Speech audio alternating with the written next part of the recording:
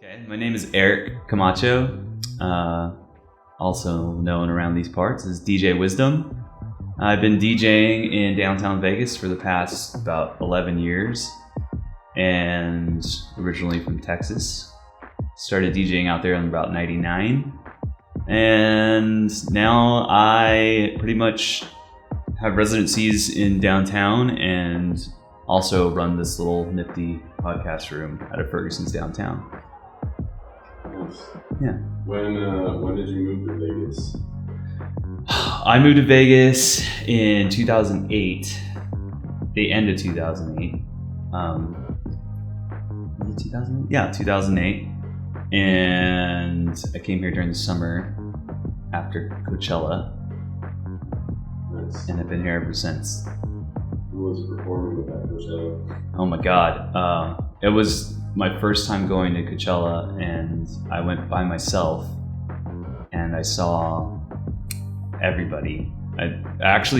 The best show was Boys Noise, and the reason why that was the best show was because I ran into all my friends from Texas before the show and ended up reuniting with everybody. I had no idea that anybody was going to be out there that I knew other than a couple people, and I ended up running into a bunch of people that I used to DJ with in San Antonio. So we all kind of just mobbed together after that, and it was really cool. So Nice. it turned out being really fun.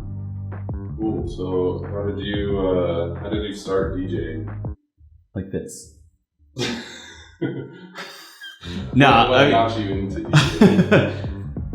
Man, it was a lot of different things, but mostly it was the rave scene that kind of got me into DJing. I was really big into the drum and bass scene back in Texas, and a lot of my friends at the time were starting to DJ, and it was fun. We would mess around at my friend's house, and I would learn how to mix vinyl together, learn how to mix drum and bass tracks together, which is a little crazy to start with drum and bass because it's like a very technical and intricate kind of music, but it also taught me a lot, actually, how to listen really well and how to mix better than I think learning any other format first. But yeah, and then it was drum and bass, like hip hop and reggae, like dance hall, all that stuff that was kind of all the same kind of thing that we stuck with. So that was like the genre blanket that we fell under. Mine was mostly drum and bass, but having the ability to mix into hip hop was also a big part of our sets. So we would go from drum and bass to hip hop and old school stuff, and it kind of taught me how to open the doors to open format later on when that came up. So that's basically how it started. Was there any DJs that you looked up to? Oh at yeah. that time? Oh my God, yes. I mean, San Antonio had a great scene. We had a great house scene, and we also had some really good hip hop DJs that were around way before, they were all vinylists, all turntablists. DJ Technique was one of them. I would listen to his mixtapes all the time. My homie DJ Gibb, who was always playing at all the venues we'd go to downtown.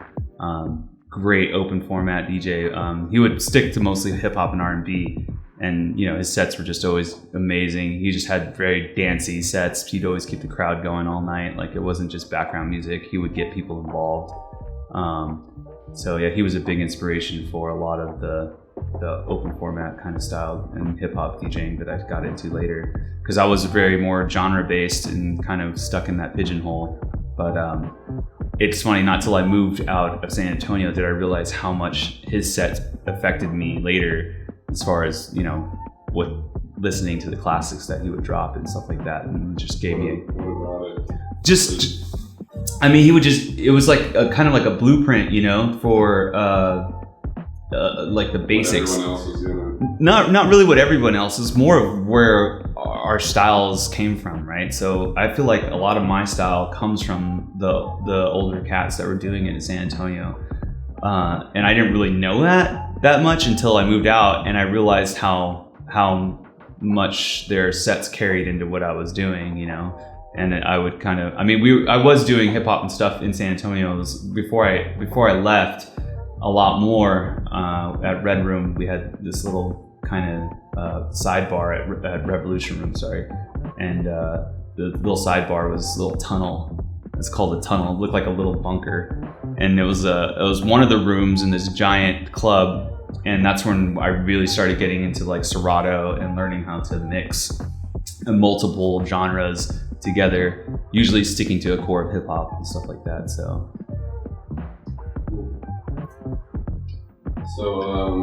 can you tell us a little bit about where you live and the community? Yeah, I live in downtown Vegas. I've been living downtown for probably about 5, maybe 6 years now.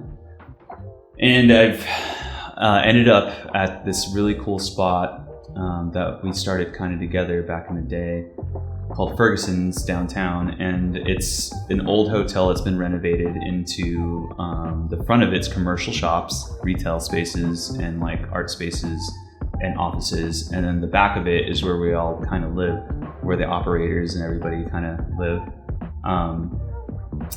We had started in a lot across Fremont Street behind Bunkhouse about almost 5 years ago or something.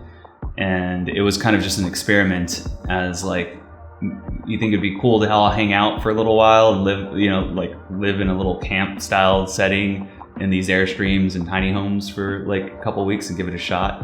And it was kind of like a test, and we all kind of did it and ended up really liking it, and some people never left. So I've been in and out of the community since then, but now I'm back in full time, been living with the community for like 3 years now again. So there was a couple of years that we moved out and did our own thing for a while, and now I'm back full time living here, and it's great. It's an awesome community. Everybody lives together. Everybody helps each other out.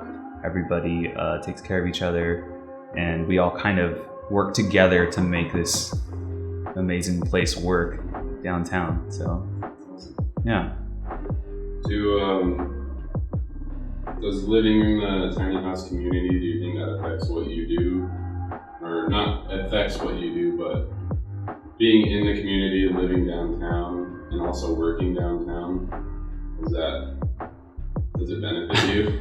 Totally. I mean, I've always had the motto where it's best to live next to where you work, because it takes a lot of stress out of getting there, the commute, being late, all that stuff all comes together. I mean, of course, you can't live, especially being a DJ, you can't live next to all the venues, right? But the core part of my work is downtown. So being down here is a great plus, because I don't have to worry about, driving home late at night and, trying to get to and from work on time and beating traffic and all that stuff. Because as small as Vegas is, we still have those issues of overcrowded highways and things like that. And then also late at night, drunk drivers and things like that. It's dangerous. And just putting those miles on late at night could be risky. So for me, I love the fact that I've been walking to work for like the past 5 years since I've been living downtown. So it's great, It takes a lot of stress out.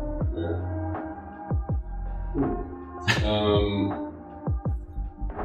With you being a DJ and that being like your full source of income, do you feel any competition in Las Vegas, because there's so many up and coming DJs?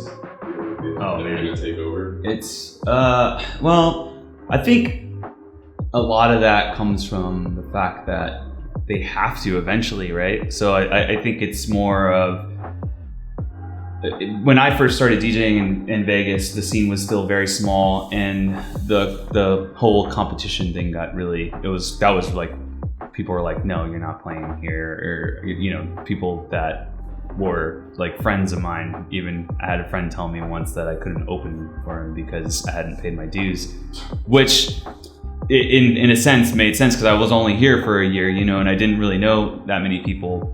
But in my mind, I had been DJing for, I don't know, 8 years before that. So obviously I felt like I had the ability to do what I do, and I had been playing clubs already and all that stuff. I just hadn't done that here. So I think the more that I got into the scene, the more I've been working in the scene, I realized that paying your dues is just more about, putting in the work and being there for a while and having that behind you to show, hey, like I've done this, like I know what I'm doing, and I can make those decisions, you know what I mean? I can bring people on, I can open doors for people, let them come in, things like that. So it's not as much competition as it is more picking out the freshman class, right? And seeing who's gonna be the ones that will show up and work and put in their time and actually have the ability not only to work and rock a crowd, but also to show up and be on time, things of that nature. So it's more just, figuring that out than it is competing with other DJs, I think. Or at least that's my perspective on it, so it's less competition, more, finding the right people to fit those pieces, to fit that upcoming, class, because it's inevitable that's going to happen, right? So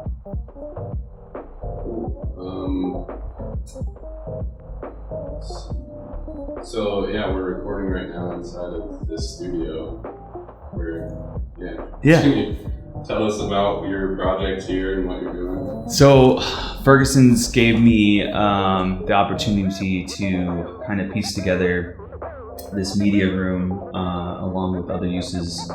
So it's a multi-purpose room, but we also are lucky enough to get to set up a recording studio, kind of piece together recording studio, but it's getting there little by little and still a work in progress. But they've allowed me to run a podcast room right now at the moment out of here, and we are getting to the point where we're going to go online and be live, to where you can go schedule times and book out the room, and you can rent the room for an hour, 2 hours, whatever you're going to do. You can come and use our equipment, you can come record podcasts, you can come work from our spaces, and just if you need to get work done or whatever it may be, co-working or any of that kind of thing. So it is a multi-use room, but I'm in charge of the recording and podcast part. So hopefully in the near future, you'll be able to see more options as far as we'll have an editing suite, and you'll be able to use like Audition, Adobe Audition, or Premiere. You could come book the room out and edit some stuff together, or record some stuff that you need to record. So we'll have a little, in-out box, like a little solid state, things of that nature. So you can come lay down some tracks if you're working on some songs. It's also a green room for artists who are on tour. People that play at Ferguson's have this as like their green room. They can come relax. They can come, play some video games, or drink some water, hang out. If they feel like working on something that they have, they can do that as well. So we want it to be like that whole multifunctional kind of style of room. So it's getting there slowly. For people that have never been to Ferguson's before, is there anything here that you recommend? Oh man, everything here. It's kind of crazy how organic this place ended up becoming, and really the whole experience of it is people that come, they have dinner at La Monja or Hatsumi, our two restaurants here, and then they get a chance to kind of walk around and explore the place. And a lot of people have no idea that there's a multitude of shops and artists that are doing things. And we have a hair salon, we have a plant store, we have a remedy store that sells like really cool bath salts and things like that, that are all homemade. And it's just like a bunch of local creatives, even our next door neighbors, all for our country. Just incredible creative minds that do some amazing work and put together some really cool shops with all kinds of stuff that you can't find anywhere else. Once they start seeing all the stuff that they have to offer, they're like, wow, this place is amazing. Because it's not just another strip mall or something of that nature. It's more an experience, than it is anything else. So people come here, they get coffee, they hear live music on the weekends, they hang out on the lawn.